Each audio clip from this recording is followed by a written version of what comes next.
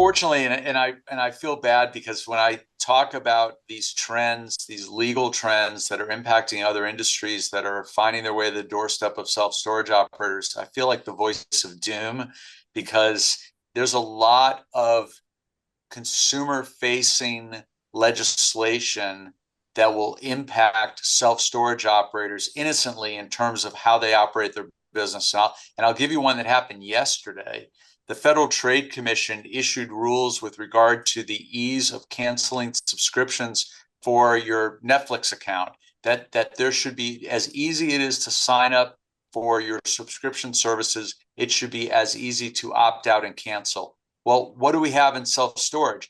These are month-to-month contracts. Should there be now an easy way to cancel your lease to vacate? As easy as it is, as many of us make it to become a tenant, now you're going to have to deal with these electronic ease procedures of cancellation. If you look at tenant insurance, which may be, or protection plans, which are offered to customers and maybe even enrolled in customers who otherwise don't meet the insurance proof requirements, if they get the proof or they vacate or they want to terminate, what are the easy options of cancellation or opt-out that are in our industry? And I talked to Tommy right here. This happened yesterday, and people are going to be talking to you about your website systems of cancellation and opt-out rights.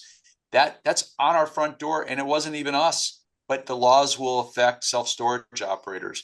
The same thing is true with the junk fee laws that came out of California and other states last year that dealt with the issue of hidden fees and deceptive pricing.